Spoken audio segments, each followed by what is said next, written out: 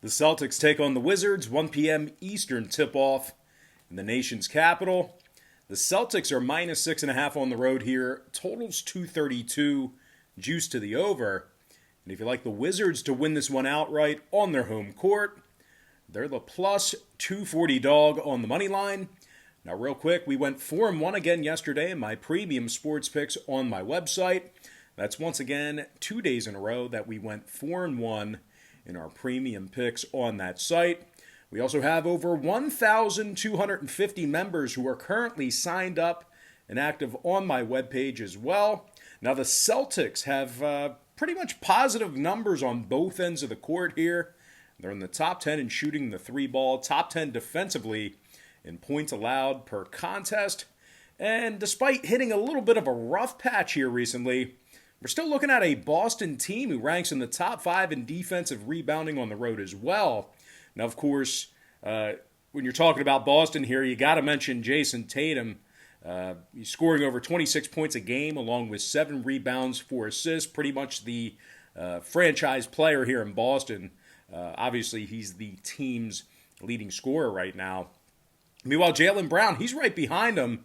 He's contributing with 26 a night himself, along with 5 boards and 3 assists as well. Now, they're taking on a Washington team who's dead last in defensive rebounding at home, and they find themselves giving up 125 points a game at the Capital One Arena. Needless to say, it's really this defense that has cost them a ton of games this year. They can certainly put up points, but when you give up 125 points a game at home, it's not a winning formula for success. Now, the Wizards have also been pretty putrid, like I said, on their home court.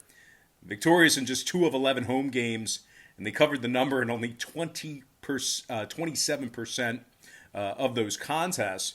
Now, total-wise, Washington is 8-3 to the over as the home team. Boston is 4-2 to the over in their last 6. I'm going to lean toward the Boston Celtics minus 6.5 and the over 232. Next contest, Pelicans, Pistons, 7 p.m. Eastern start time in Detroit. The Pels are minus 4.5, totals 221. The Pelicans have won 4 out of their last 6 ball games, 60% against the spread in their last 10. Now, New Orleans also has positive attributes on both ends of the court. They're in the top 5 in road offensive field goal percentage, first in the league in defensive rebounding on the road as well. Zion Williamson's leading the team with 24 points a night, 6 rebounds, couple assists for the power forward. Meanwhile, Brandon Ingram's dropping nearly 24 a game himself, along with 5 rebounds and 4 assists. Now they're taking on a Detroit squad who's last in offensive field goal percentage at home, and they scored just 107 points a game at the Little Caesars Arena, really struggling offensively this season. The Pistons have also lost 8 of 13 on their home court, and they're already 12 games below 500 for the entire season. Now, Jackson and Plumlee, they're both listed as questionable for the Pistons. And when it comes to the scoring in this one, 3 out of Detroit's last 5 did get over the posted number, throwing out the Boston game. Meanwhile, the Pels saw their last 4 straight get over the total themselves, 80% to the over in their last 10. I'm going to lean toward the New Orleans Pelicans minus 4.5 and the over 221. All right, next matchup, it is going to be Timberwolves versus the Raptors, 7 p.m. Eastern tip-off. Now, the Raptors are minus 8 with a total at 229, but despite going up against a terrible Minnesota squad, this is a mighty big number for a team who covers just 36% of their ball games on their home court. Of course, I'm referring to Toronto here. The Raptors have also struggled in the rebounding department somewhat. They're ranking in the bottom 5 in the association in offensive rebounding at home as well. They're taking on a Minnesota team who, for as bad as they are, they really do a fine job covering the point spread. They're 7-1 against the number in their last 8 contests, and they're actually covering in 50% of their road games as well. And despite their third leading scorer, D'Angelo Russell, sitting this one out here today, Minnesota is still led by Malik Beasley, who's scoring 21 points a game along with 5 rebounds and a couple assists. So keep that in mind. I know a lot of folks are going to be reacting to the absence of D'Angelo Russell. But Beasley can get it done. forward Anthony Edwards. Not a lot of people talk about him. Probably won't hear his name today in many podcasts, but he's also scoring over 14 a night along with 3 boards and 2 assists. Now, total-wise, Minnesota did see 5 out of their last 8 stay under the number, throwing out the Charlotte contest. Meanwhile, Toronto, for as many overs as they've seen lately, they still find themselves 6 and 5 to the under on their home court themselves. So with that, I lean toward these guys a lot, and they tend to cover. I'm going to lean toward the underdog Minnesota Timberwolves +8 and the under 229. Next contest, Spurs Hornets, 7 p.m. East. Spurs are -2 on the road, numbers 228. San Antonio's won 4 out of their last 5 contests, and they really find themselves as one of the better road teams in the association. San Antonio's won 8 of 11 away from home, and they also successfully covered the point spread in 73% of those road games. DeMar DeRozan scoring over 20 a game along with 5 rebounds and 6 assists. Meanwhile, DeJounte Murray scoring nearly 15 a night himself, along with 7 boards and 5 assists as well. A big strength for the Spurs in this one is their defense on the road. They're in the top 3 in defending the 3 ball away from home. And they also allow just 109 points a night when they travel. Now, they're taking on a Charlotte team who's struggling in defensive rebounding. They're in the bottom 10 in the NBA in that particular category. The Hornets have also struggled with the Spurs in recent meetings as well, just 3 and 7 in their last 10 contests with San Antonio. So if you're into historical trends, that's going to certainly favor the Spurs. Now, both Martins are out for the Hornets. P.J. Washington is questionable. And when it comes to the number in this one, Charlotte's gone 60% to the under at the Spectrum Center, 60% to the under in their last 10 with the Spurs. Meanwhile, San Antonio saw 4 out of their last 5 ball games stay under the line themselves. I'm going to lean toward the San Antonio Spurs -2 and the under 228. All right, next ball game, Blazers versus the Mavericks, 7:30 p.m. Eastern start time in Dallas. Now, the Mavericks are -5 here, totals 236, juice to the under. And if you like the Blazers in an upset on the road here, they're +170 on the money line. But despite being pretty significant dogs here, 5-point dogs, Portland is currently on a 3-game winning streak. And they also covered the point spread in 7 out of their last 9.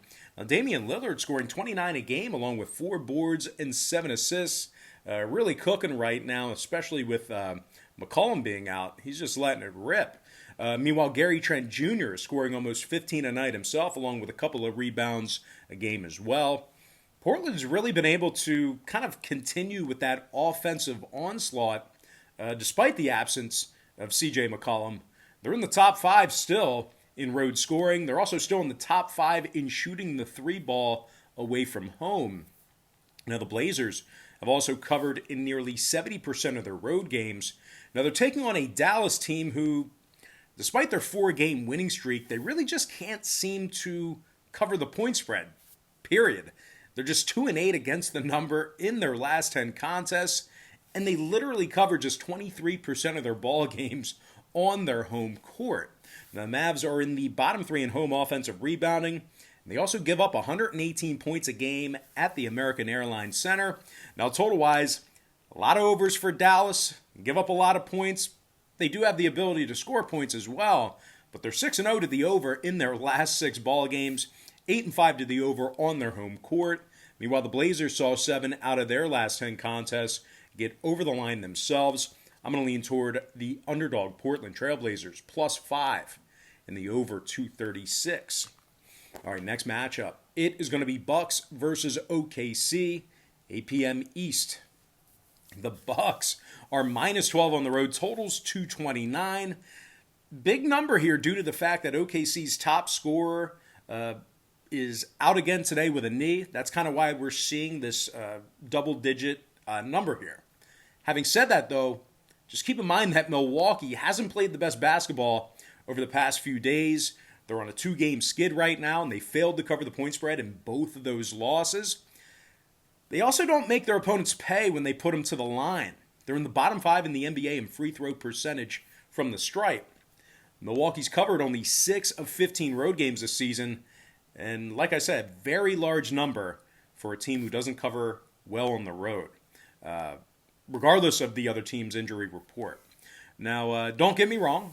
OKC on the other side, they've really struggled to get the W over the past couple of weeks. Having said that, though, guys, OKC's been absolute covering machines. 4-0 against the number in their last 4 straight, 70% against the number in their last 10. So, a lot of losses for them straight up, but a lot of covers for them in those losses. OKC's in the top 10 in offensive rebounding, and they also rank in the top 5 in defending the 3-ball. And if you're wondering who's going to score for these guys today, Hemi Diallo and Lou Dort are both averaging just about a dozen a game.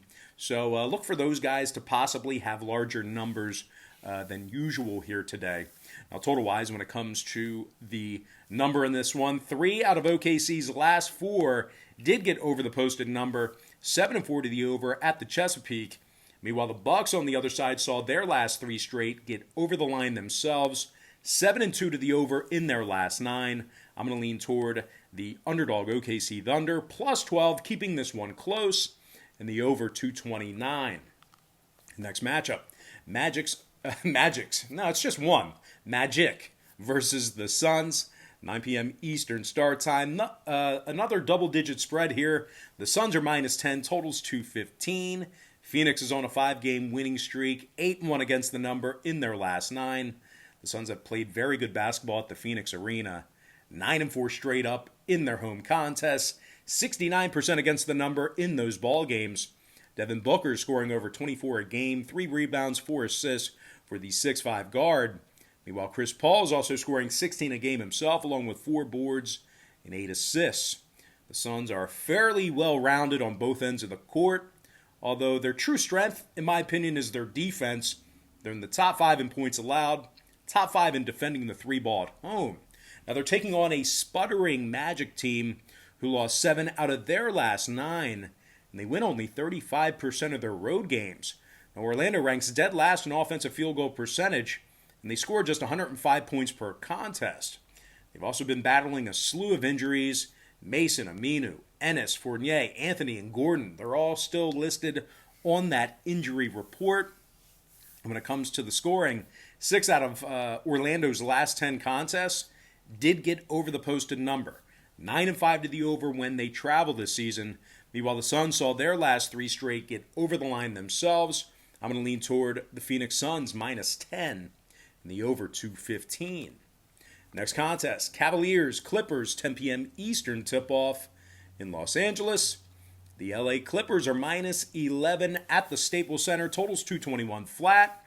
And despite having to play without the efforts of Paul George, LA is on a 2-game winning streak, 8-4 straight up as the official home team. The Clippers lead the NBA in 3-point percentage and field goal percentage.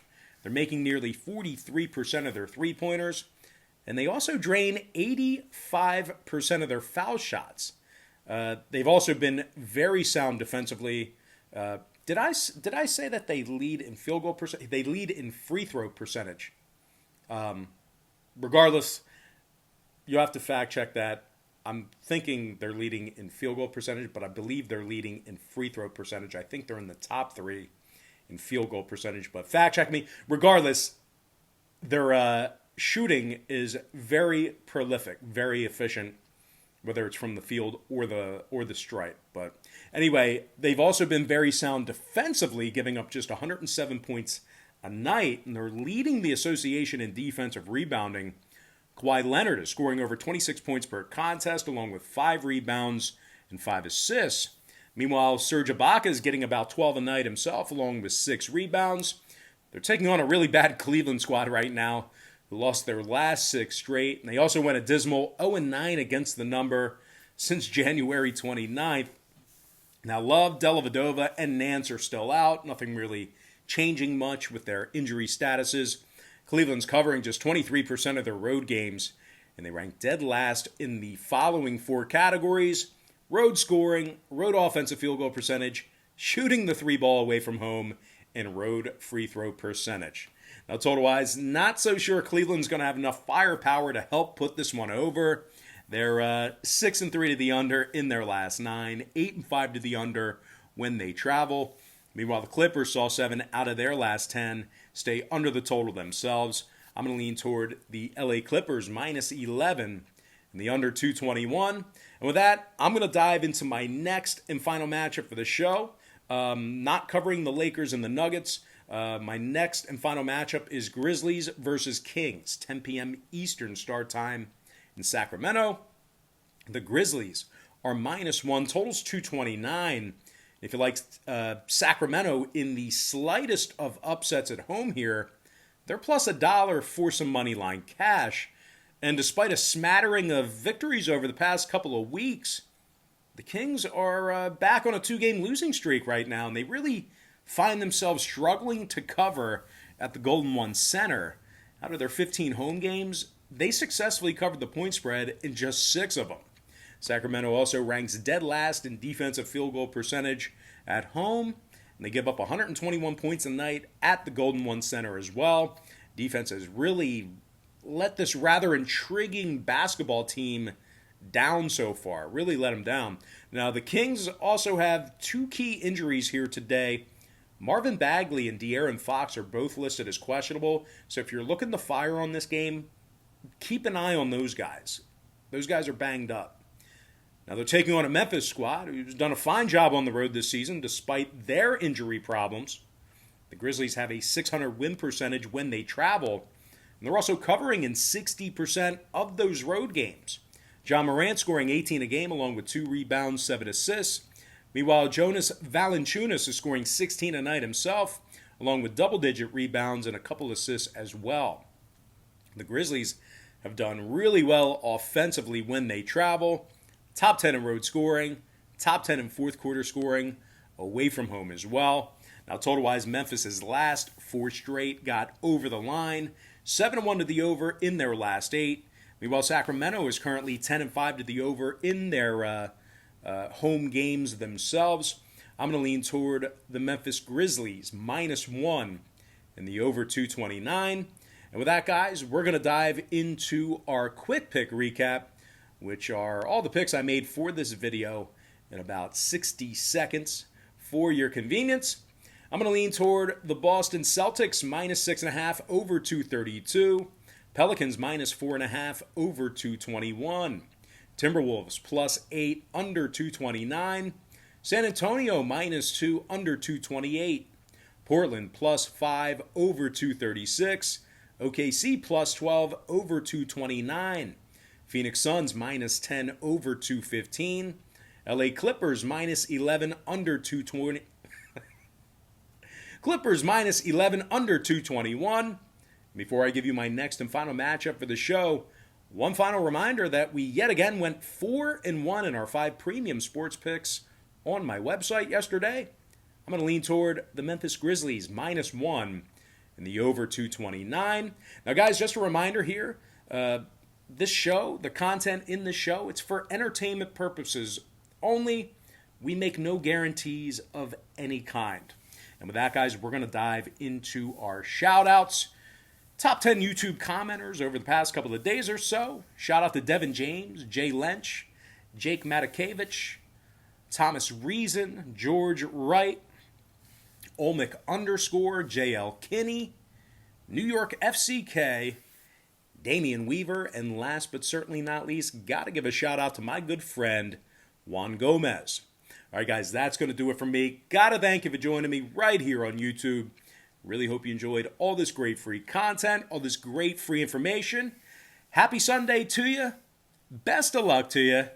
And have a good one now.